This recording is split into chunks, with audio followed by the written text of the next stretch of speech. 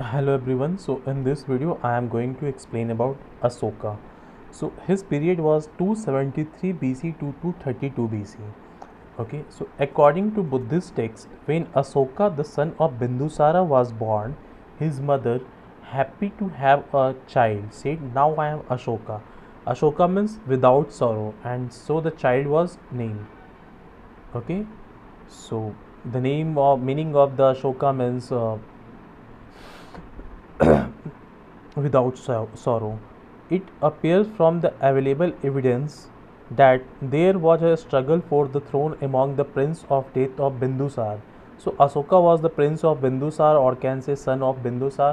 So he had many brothers. So to get the throne he had a struggle. According to Buddhist tradition, Asoka usurped the throne after killing 99 brother and spared Tissa, the youngest one, youngest one. Radha Gupta, a minister of Bindusar, helped him in fratricidal struggles. So Radha Gupta helped him to do these things. Okay, this war of succession account for interregnum, interregnum of for 4 years, and only after securing his position, the throne, Asoka had himself formally crowned in 269 BC. So this is the important point. When he crowned in 269 BC, under Asoka, the Mauryan Empire reached its climax. No need to know.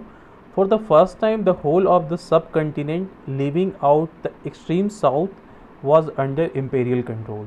So there are some important name of Asoka, which which are described in different edicts. So let's see one by one. Asoka, Maski Minor Rock Edicts, Dev Nam Priya Asok Raja, Gujarat Minor Rock Edicts, Raja Asoka, Nittur Minor Rock Edicts, Raj Asoka, Devnam Priya, Udegulum Minor Rock Edicts, Piyadasi Raja Magad, Bhabru Bharat Minor Rock Edicts, Piyadasi Raja, Barabar Cave Inscription, Piyadasi only, Kandhar Major Rock Edicts and Deep Vamsa, Asok Maurya, Rudra Daman Junagarh Edicts, and Asok Vardhan. It is mentioned in Purana. So these are the different name of Asoka which are mentioned in different edicts. So anyone can revise this. So I am just pausing for some second. So after that, let's see about Asoka fight with Kaling War. So Asoka fought the Kaling War in 261 BC in 9th year of his coronation. The king was moved by massacre in this war and therefore abandoned the policy of physical occupation in favor of policy of cultural conquest. In other words, Bheri Gosa was replaced by Dhamma Gosa. So Asoka was not an extreme pacifist. He did not pursue the policy of peace for sake of peace under all conditions. Thus, he retained Kalinga after his conquest and incorporated it into his empire. Asoka sent missionary to the kingdom of Chola and Pandya and 5 states ruled by Greek kings. And we also know that he sent missionary to Ceylon, Sri Lanka, Suvarnabhumi, Burma, and also part of South Asia. So these are not important. So here the most of the important points are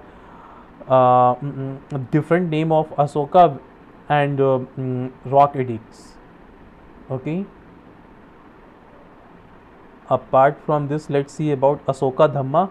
So I think for me these are only important point. Different name of Asoka and this name are described in which rock edicts. Now let's see about Asok Dhamma. Asok Dhamma cannot be regarded as sectarian faith. Its broad objective was to preserve the social order.